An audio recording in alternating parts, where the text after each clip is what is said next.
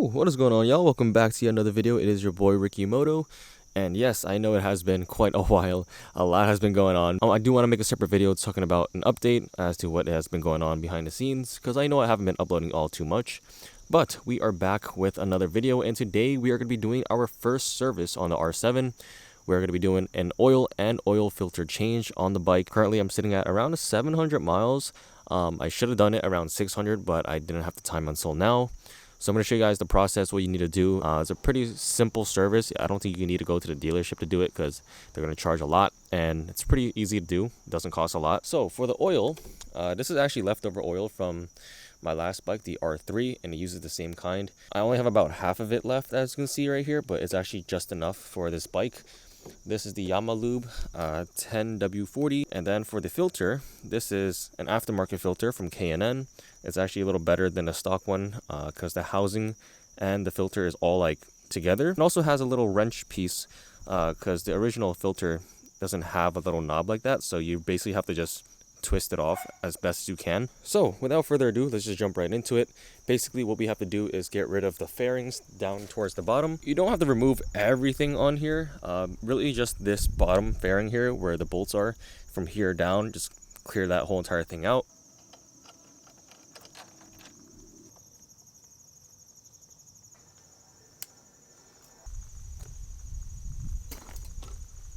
Alright, so I just removed all the bottom fairings.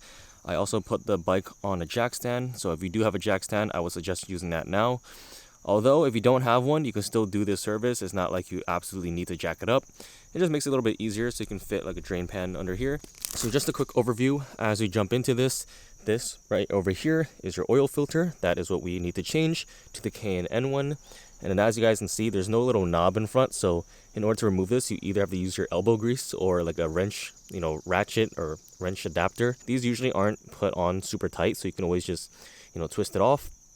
And then down over here, this is the actual drain bolt where you drain the oil. Now I'm going to just reuse that same bolt in the same crush washer. Usually it's recommended to change the crush washer every other oil change, so since it's the first one, I'm just going to leave the original crush washer. I'm going to loosen up this bolt down here, and it's a 17 millimeter, and then we should be able to drain all the oil from the motor. I'm going to twist off the oil filter and drain that as well.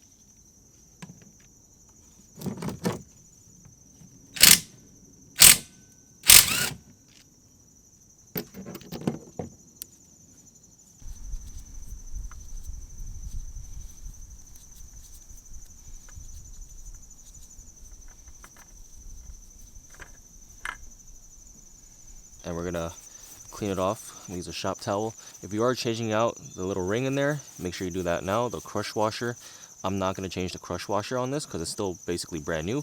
Next up, we're gonna prepare the new oil filter. So this one is from K&N.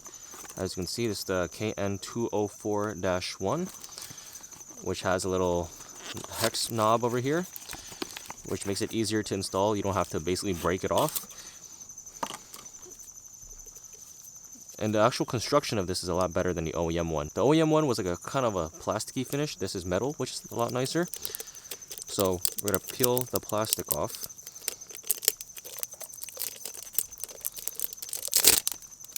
Look at that. Now it seems like this one is already prepared. It's kind of greased up, but what I like to do is add a little bit more oil in here. Some people like to flood it. I don't like doing that. But yeah, just coat the edges with some oil. So let's take our jug. So I'm gonna get some oil on my glove. And you really just want to coat the O-ring area. This way it creates a tight seal when you put it on. Just like that. Oh, that's all you really need to do. Just coat the edges. Coat the O-ring inner and outer. And now it's ready to be installed again. So the oil filter goes back on the way we took it off. You just basically screw it in by hand. And once you get it down in there, you want to tighten it to 13 foot-pound. And then the drain bolt with the crush washer, that goes down over here. And this one has a higher torque spec at 32 foot-pound. So now it's time to fill the oil, but I want to talk about a couple things. So first of all, as you can see, this little glass meter thing here, this is your oil level. So basically it's empty. I drained all the oil, so there's no oil in here. It's at the very bottom. If you look carefully, there are two notches. There's a notch down here and a notch up top. So basically the bottom notch is the minimum oil, and then the top line is the maximum. So now when you're filling it up, it depends on how your bike is oriented. So right now, as you can see, I have it on a stand.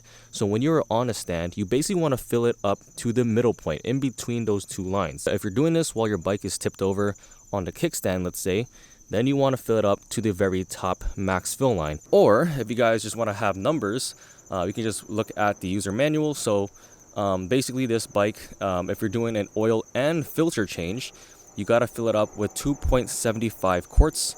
Now, if you're just doing the oil change without removing the filter, basically reusing the same filter without taking it out, you only need 2.43 quarts of oil.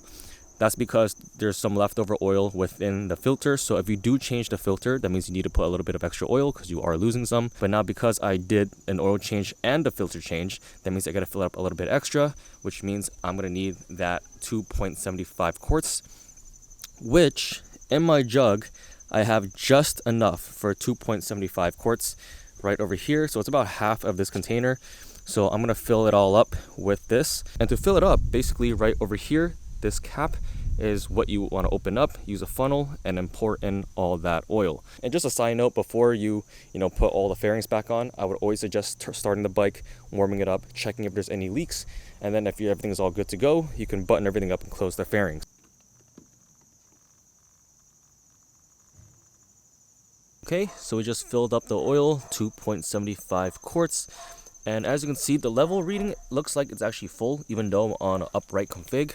That's because the oil filter doesn't have oil in it. So basically we have to start it up, let the oil cycle through, let it warm up for about a minute or two, shut it down. Then we should see the levels kind of drop a little bit to that midway point, which is what we want it to be at.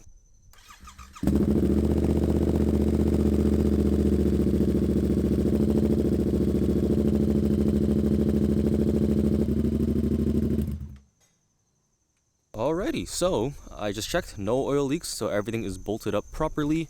I even checked the levels, so when I started the bike, it basically went all the way down. It like sucked all the oil up. Then after I shut the motor off, the oil started climbing back up, and now it's exactly in the middle point, which is what we want it to be. So yeah, after you guys confirm all of those things are properly set up, it is time to button up all your fairings.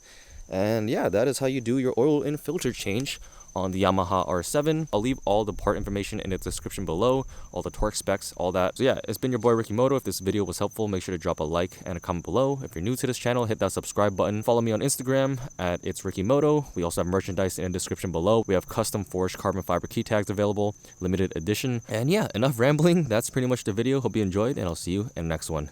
Peace.